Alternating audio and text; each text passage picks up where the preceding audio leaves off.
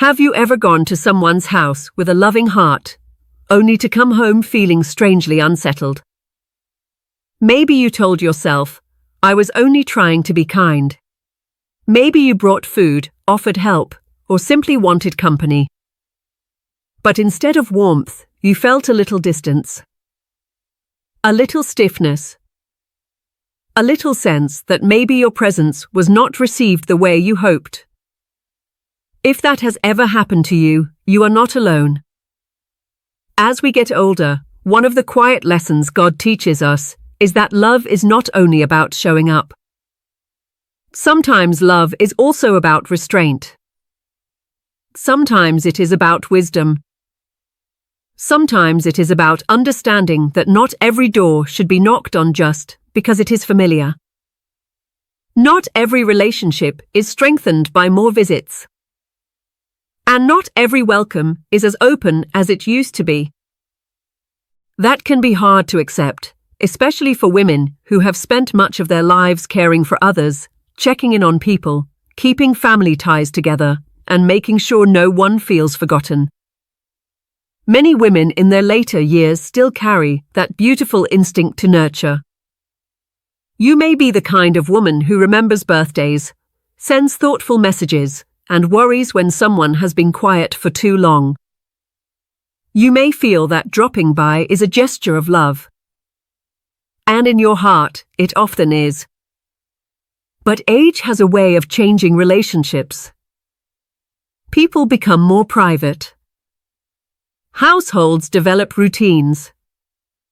Adult children grow busy. Friends carry burdens they do not talk about.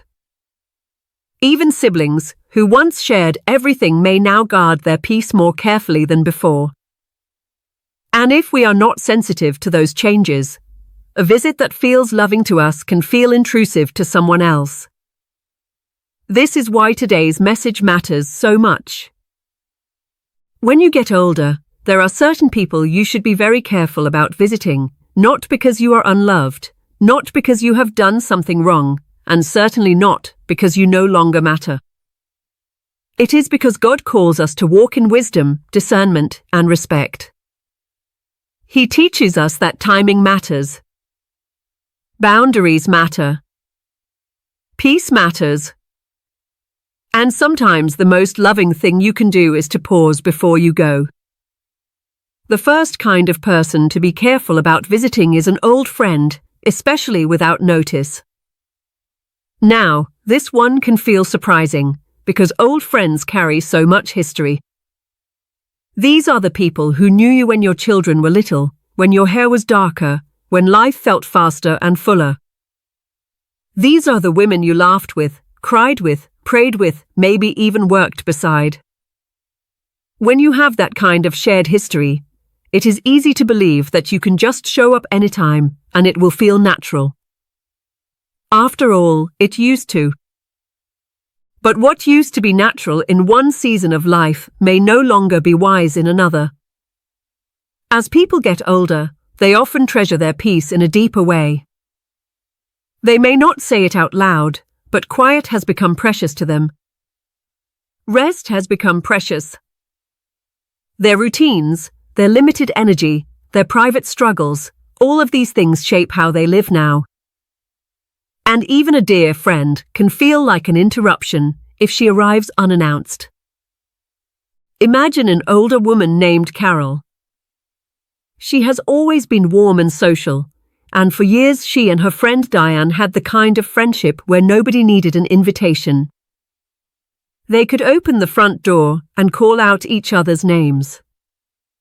They sat at kitchen tables for hours.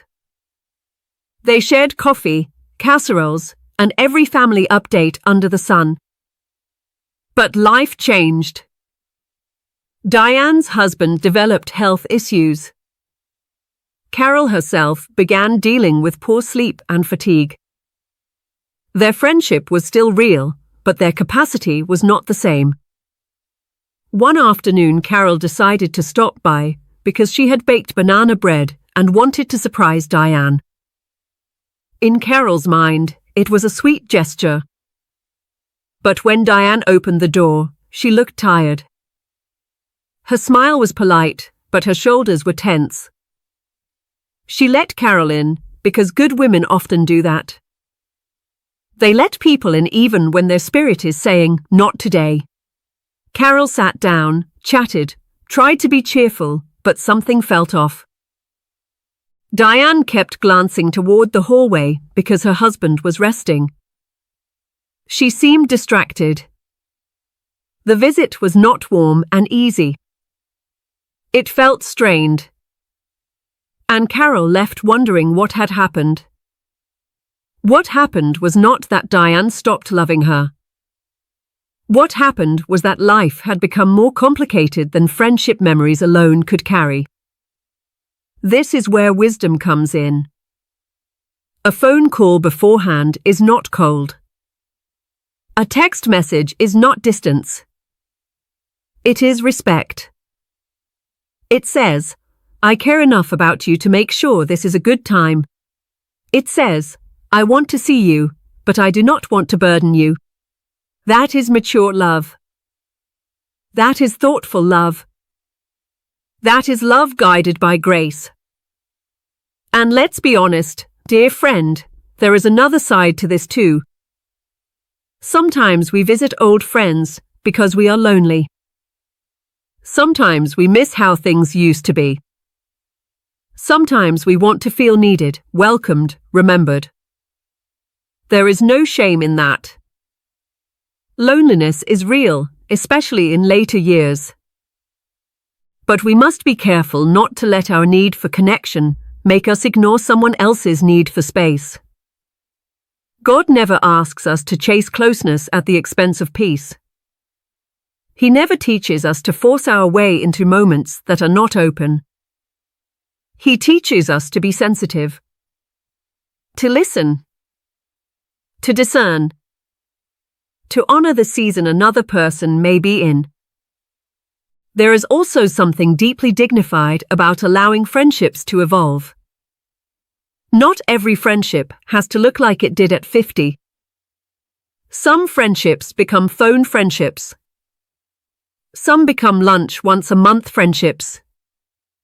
Some become prayerful, loving connections from a slight distance. That does not mean they are weaker. Sometimes it means they are healthier. A wise woman learns not to measure love by access. Just because someone does not want a surprise visit does not mean she does not care. Just because she needs more quiet does not mean the friendship has faded. It may simply mean that both of you are in a new chapter and the relationship must learn a new rhythm. The second kind of person to be careful about visiting is relatives or family members. This one is especially emotional because family feels like the safest place to go. Many women believe, deep in their hearts, that family should always have room for them. And in a perfect world, perhaps that would be true. But real life is not always so simple. Families love each other, yes, but they also carry stress, noise, schedules, financial worries, parenting demands, and private tensions that are not always visible from the outside. A daughter may love her mother deeply and still feel overwhelmed when the doorbell rings unexpectedly. A niece may be fond of you and still feel pressure if you arrive when she is juggling work, children, and exhaustion. A cousin may welcome you warmly and still feel her day has been thrown off. This is not about rejection. It is about capacity. One of the painful truths of aging is that we sometimes expect family to respond to us the way they did years ago, while forgetting that their lives have changed just as much as ours have. The young couple who once sat and visited for hours may now be rushing between obligations. The relative who once loved spontaneous company may now guard every free moment because life feels heavy. And if we insist on access simply because we are family, we can unintentionally create tension where we hope to create closeness. There was a man named Paul who retired at 64 after spending most of his adult life working hard and staying busy. Once retirement came, he felt a stillness he was not prepared for. The house was too quiet. The days felt too long. He began reaching out to people he had not seen in a while, hoping to rebuild connection. One day he decided to visit relatives with a box of homemade cookies, believing it would be a kind and cheerful surprise. But when he arrived, the energy in the home was uneasy. His relatives were polite, but distracted. They had plans. They had their own rhythm. They welcomed him because they did not want to be rude, but the visit never settled into comfort. Paul left feeling embarrassed and, for a while, even hurt. Yet what he later understood changed him. Their discomfort was not proof that he was unloved. It was a sign that he had stepped into their space without considering whether they were ready to receive him. His intentions were good, but good intentions alone are not always enough. That is such an important lesson for us as we grow older. Love must be paired with wisdom. Concern must be paired with sensitivity. And family ties do not cancel out the need for boundaries. Sometimes the most gracious thing you can do is call first. Sometimes it is better to say, "Would this weekend be a good time for me to stop by?" Sometimes it is better to suggest meeting somewhere simple, like a cafe or a park bench, rather than stepping into someone's home uninvited. These small choices preserve dignity on both sides. They make room for real welcome instead of forced politeness. There is no shame in adjusting how you connect with people. In fact, it is one of the clearest signs of emotional and spiritual maturity. A woman who walks with God learns that wisdom is not only found in what she says, but in when she shows up, how she shows up, and whether her presence truly brings peace. And that matters, because peace is precious. Yours and theirs.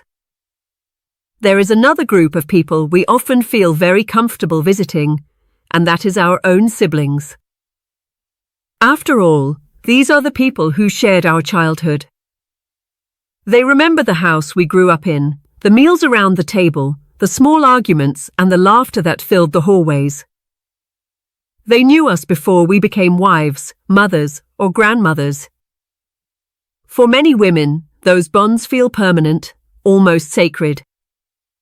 Because of that, it can feel natural to believe that a brother's or sister's home is always open to us. But life has a way of changing even the most familiar relationships.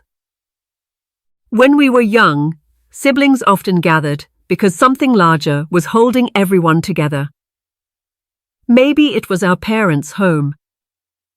Maybe it was holiday traditions.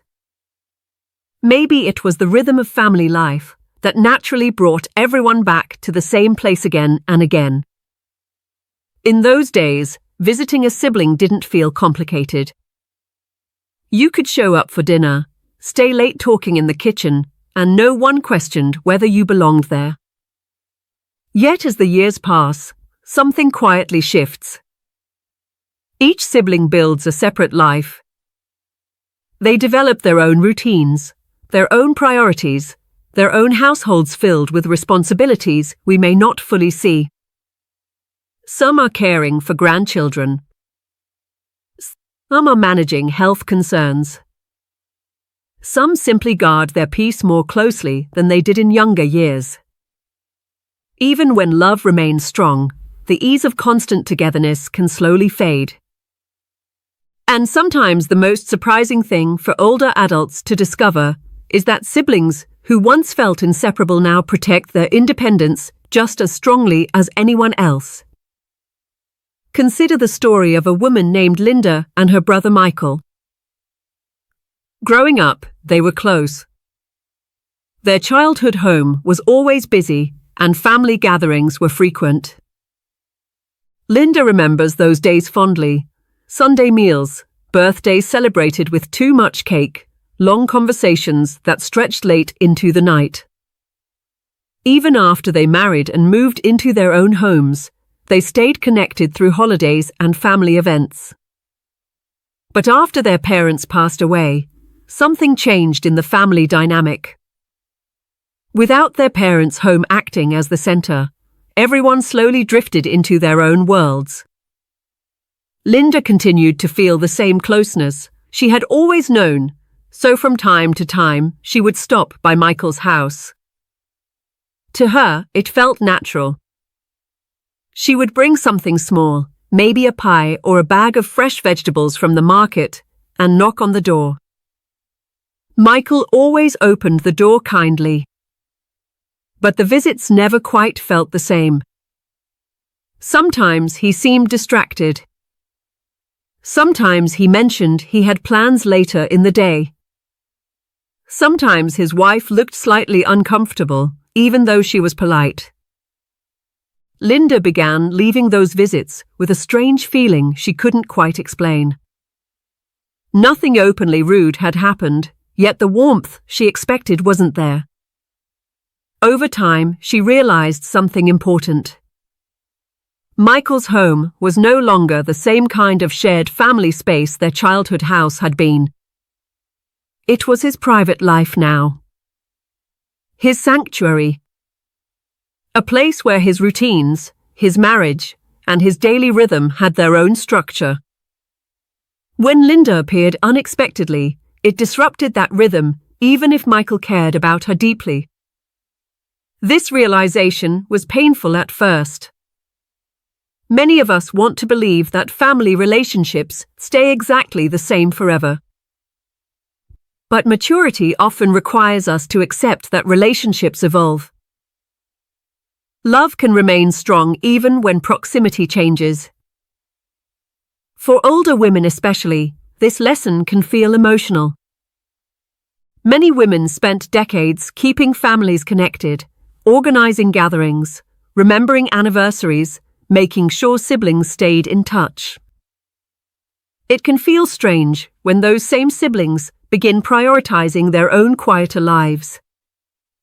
But this does not mean affection has disappeared. It simply means that adulthood has fully taken root. Respecting that reality is one of the most graceful things a person can do. Instead of appearing unexpectedly, it may be better to call and suggest meeting for lunch. Instead of assuming your sibling's door is always open, allow space for them to invite you. When visits happen by mutual choice rather than assumption, they often feel warmer and more genuine. And perhaps more importantly, this kind of respect protects the relationship from quiet resentment. Unspoken pressure can slowly damage family bonds. A sibling who feels obligated to host may not say anything, but the strain can linger beneath the surface. By showing consideration for their time and routines, you give the relationship room to breathe. There is something very wise about recognizing that closeness is not measured by how often we appear at someone's door.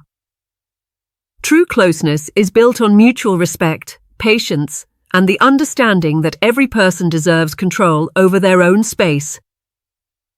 As we move through later life, this understanding becomes even more valuable. Our homes start to mean more to us than they once did. They become places of comfort, reflection, and emotional safety. After years of busy schedules and noisy responsibilities, many people reach a stage where quiet feels like a gift. Their home is where they restore their energy, where they maintain a sense of order, where they feel most like themselves.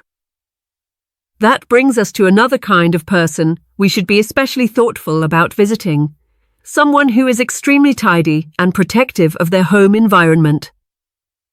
You may know someone like this already. Perhaps it's a friend whose house always looks spotless, as if everything has been carefully arranged with intention. The furniture is perfectly placed. Surfaces are clean and uncluttered. Even the smallest objects seem to belong exactly where they are. Walking into such a home can feel almost peaceful, like stepping into a calm and orderly world. For people like this, their home is not just a place to live. It represents control, balance, and emotional comfort. Especially as people grow older, maintaining order in their surroundings can become deeply meaningful. Take the example of a man named Ryan. Ryan had always valued cleanliness, but after retiring he became even more attentive to his living space. Every morning he followed the same routine. He made his bed neatly, wiped down the kitchen counters, and arranged the living room exactly the way he liked it. To some people, this might have seemed excessive, but to Ryan, it created peace. His home was the one place where everything felt predictable and calm. One afternoon, his cousin Amanda stopped by without calling first. Amanda was friendly and energetic, the kind of person who moved quickly and spoke loudly without thinking too much about details. She needed a small favor and assumed Ryan would not mind her dropping in for a moment. When Ryan opened the door, he welcomed her politely, though he had been enjoying a quiet afternoon reading. Inside the house, Amanda hurried around without much awareness of her surroundings. While using the bathroom, she accidentally knocked over a bottle of lotion, spilling it across the counter and onto the floor. It was a small accident, something most people would laugh about and clean up in seconds. But to Ryan, it felt different. That spill disrupted the careful order he had worked so hard to maintain. More than the mess itself, it represented something emotional, the feeling that his carefully protected space had been entered without consideration. Ryan did not yell or argue. He remained polite, but internally he felt unsettled. After Amanda left, he spent time restoring the room exactly the way it had been. Yet the calm he had felt earlier in the day was gone. Situations like this remind us that a person's home carries emotional meaning we cannot always see. For many older adults, their home is a sanctuary. It is the one place where they feel fully in control of their environment. When someone enters that space unexpectedly, especially if they are careless with it, the disturbance can feel larger than the moment itself. That does not mean tidy people are unfriendly or unkind. Often they are generous and thoughtful individuals. But they value order deeply, and surprise visits can create stress rather than comfort.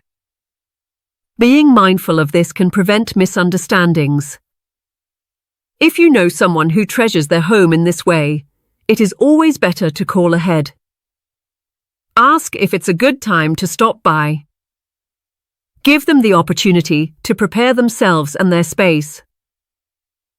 When a visit happens with mutual agreement, the atmosphere becomes relaxed rather than tense. This kind of awareness reflects emotional intelligence. It shows that you care not only about seeing someone, but also about preserving their peace. And as we continue exploring these lessons, we begin to see a deeper pattern forming. Every home carries its own emotional world, and every relationship carries its own rhythm. Recognizing those rhythms is part of the wisdom that grows with age. As we grow older, one of the quiet gifts God gives us is perspective. When we were younger, relationships often felt simple. You showed up, you talked, you shared time together, and that seemed enough. But the longer we live, the more we begin to understand that relationships are not only built on presence. They are built on awareness, timing, and respect for the invisible spaces people carry in their lives. By this stage of life, many of us have learned that people's homes are more than walls and furniture. A home holds someone's routine, their comfort, their worries, their private struggles, and the small moments of peace they try to protect. When we step into someone's home, we are stepping into that personal world. And if we arrive without thought or sensitivity, we may disturb more than we realize. This is why wisdom matters so much as we get older. The truth is that visits, even loving ones, can sometimes carry pressure. The person opening the door may feel obligated to host, even if they are tired. They may feel responsible to make conversation when their mind is somewhere else. They may feel uncomfortable asking for quiet because they do not want to appear unkind. And so they smile politely, offer tea or coffee, and do their best to welcome us while silently wishing for a little more space. Many women in their later years have kind hearts. You may be the kind of person who believes that checking in on others is simply the right thing to do. Perhaps you were raised to think that family should always show up for each other.